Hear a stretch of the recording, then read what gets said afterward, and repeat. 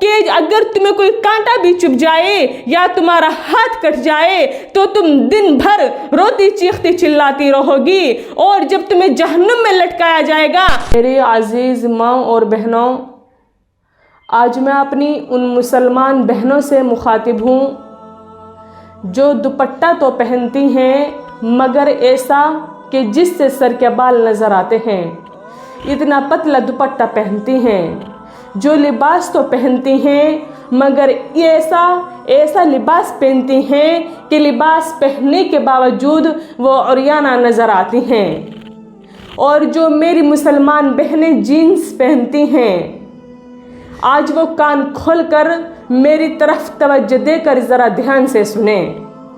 صرف آج میں انہی سے مخاطب ہوں جو لڑکیاں یہ کام کرتی ہیں، جو اس طرح کے لباس اپناتی ہیں۔ سامعین اور سامعات، حضرت عائشہ رضی اللہ تعالی عنہ کی خدمت میں ان کی بھتیجی پیش ہوئی، ان کی خدمت میں ان کی بھتیجی آئی جس کے سر پر ایسا دوپٹہ تھا جو پتلا تھا اور اس کے سر کے بال نظر آ رہے تھے۔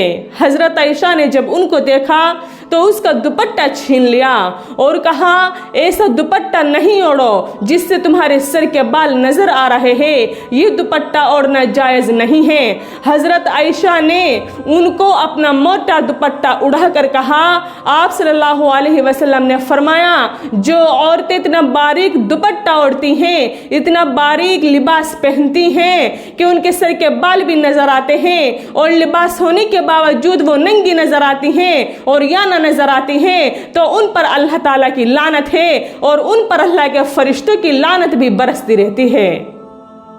حضرت عائشہ صدیقہ رضی اللہ تعالی عنہ بیان کرتی ہیں، آپ صلی اللہ علیہ وسلم نے ارشاد فرمایا، جو عورتیں یا جو لڑکیاں مردوں کی مشابہت اختیار کرتی ہے اس پر میری لعنت ہے۔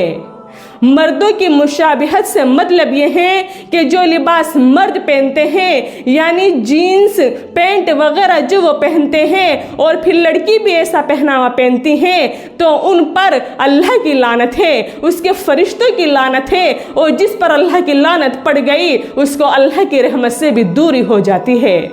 اور آج لڑکیاں گھروں سے جب نکلتی ہیں تو وہ جینز پہن کر نکلتی ہے، جینز پہنتی ہیں، وہ چھوٹے کپڑے پہنتی ہیں، اپنے جسم کی نمائش کرتی پھرتی ہیں وہ، اور جب ان کو روکا جاتا ہے، ان کو منع کیا جاتا ہے تو وہ اس سے نہیں رکتی، وہ باز نہیں آتی، ایسی بے جان حرکت کرتی ہیں وہ کہ جسم تو ہوتا ہے لیکن ان کا جسم چھپا ہوا نہیں ہوتا، وہ اپنے جسموں کی نمائش کرتی پھرتی ہیں۔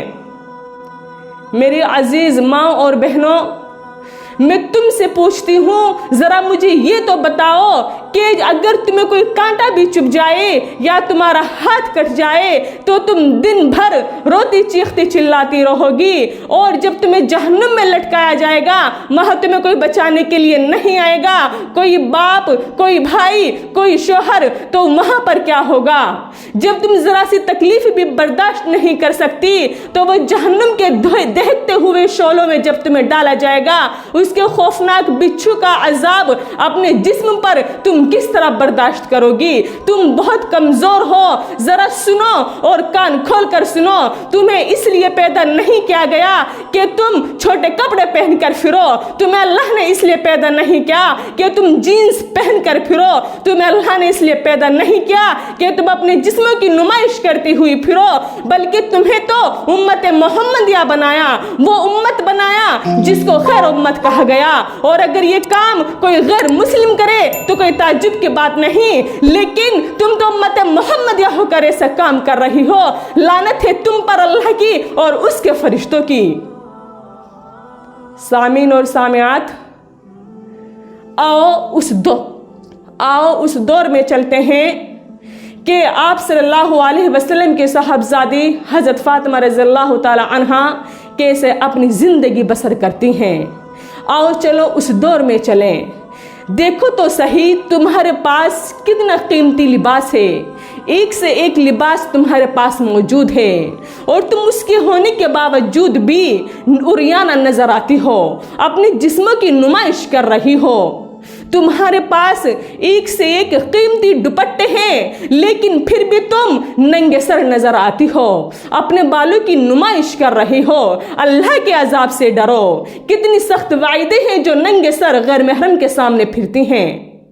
एक मर्तबा का मैं आपको वाक़या बताती हूँ कि जब नबी करीम सल्लल्लाहु अलैहि वसल्लम सफ़र से आते तो उनका मामूल था वो पहले मस्जिद में तशरीफ़ ले जाते। तो एक मर्तबा जब आप सफ़र से आए तो सबसे पहले मस्जिद में तशरीफ़ ले गए। तो एक सहाबी ने आपको इत्तला दी कि या रसूलुल्लाह सल्लल्लाहु अलैहि वसल्लम, आपकी लाडली साहबजादी हज़रत फ़ातिमा रज़ियल्लाहु ताला अन्हा बहुत ज़्यादा बीमार हैं। आप सल्लल्लाहु अलैहि वसल्लम ने अपने साथ एक सहाबी को लिया और फ़ौरन हज़रत फ़ातिमा के घर पर पहुँचे।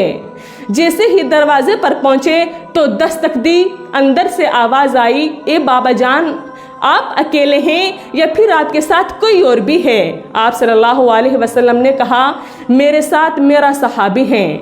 अंदर से आवाज़ आई, ए मेरे बाबा जान, आपको तो अंदर आने की इजाज़त है, लेकिन आपके सहाबी को अंदर आने की इजाज़त नहीं है। जैसे ही आप सल्लल्लाहु अलैहि वसल्लम अंदर दाखिल हुए तो देखते हैं कि हज़रत फ़ातिमा रज़ियल्लाहु ताला अन्हा बिस्तर पर मौजूद हैं। हज़रत फ़ातिमा ने कहा कि बाबा जान, आप मुझे माफ़ फरमाएंगे, मैंने आपके सहाबी को अंदर आने से मना किसी गलत की वजह से नहीं किया, बल्कि उसकी वजह यह है कि मेरे पास एक ही चादर है, सिर्फ एक ही चादर है, जिससे मैं अपने सर को छुपाती हूँ तो मेरे पैर खुल जाते हैं और पैरों को छुपाती हूँ तो मेरा सर खुल जाता है। आप तो मेरे बाबा हैं, आपके सामने अगर मेरे पैर खुल जाए तो कोई हर्ज नहीं, लेकिन आपके सहाबी के सामने मैं अपने पैरों को कैसे खोल सकती हूँ। कितना एहतमाम किया हज़रत फ़ातिमा रज़ियल्लाहु ताला अन्हा ने कि वो सहाबी जो नेक होते हैं, वो सहाबी जो हर वक्त आप सल्लल्लाहु अलैहि वसल्लम के साथ रहते थे, उनको मना कर दिया कि वो अंदर ना आए। किस वजह से? पर्दे की वजह से। कितना एहतमाम किया हज़रत फ़ातिमा रज़ियल्लाहु ताला अन्हा ने। अफसोस है आज हम पर, हमें पर्दे का एहतमाम ही नहीं है। अरे अपने जिस्म की नुमाइशें करने वालियों, तुम अपने आप को दोज़ख का ईंधन बना रही हो और अपने दुपट्टे को अपने गले में मफलर की शक्ल देने वालियों, तुम जन्नत की खुशबू को अपने ऊपर हराम कर रही हो, अल्लाह की नाराज़गी को खरीद रही हो, अपने लिए अजाब तैयार कर रही हो। इससे बाज आ जाओ वरना बहुत ज़्यादा पछताओगी। एक दिन वो आएगा कि मौत का फरिश्ता तुम्हारे सर पर खड़ा होगा और अपने जिस्म की नुमाइश करने वालियों, तुम्हें 2 गज कपड़े में लपेट दिया जाएगा। अल्लाहुम्मा फिज़ना मिन ज़ालिक। सामीन और सामियात, जो लड़कियां फैशन के नाम पर घर से बन संवर कर निकलती है, हालांकि इस्लाम में बनना संवरना कोई बुरी बात नहीं है, अच्छी बात है।